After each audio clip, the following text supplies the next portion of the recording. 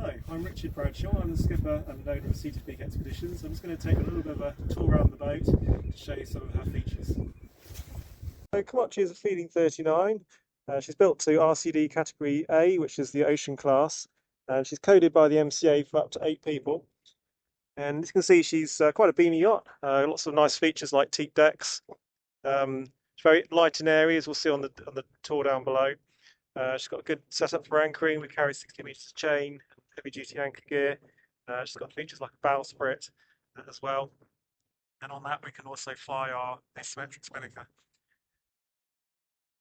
Going back aft, we also have a staysail halyard. The staysail is a Dyneema removable stay. It attaches down here. So in heavy winds or sailing into the wind, we can put the staysail on. You'll see that she has a stack pack system.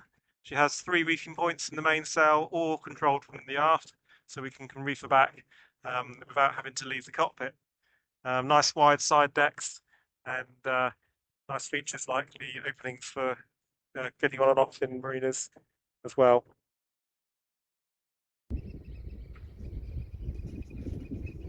So coming back to the cockpit, Kimochi has a nice wide cockpit, can comfortably seat up to 8 people.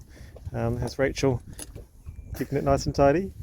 And underneath the spray hood here, which gives a nice sheltered area, we have the clutches which control a lot of the sails and reefing lines and the halyards.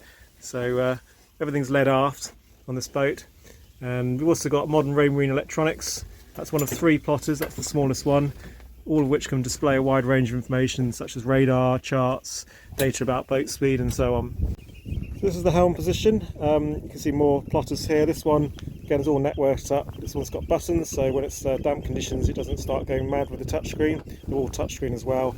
Also got controls like a bow thruster, which has also just been recently upgraded to be much more powerful now. It has a table which folds out, so you can sit down and relax and have breakfast out here.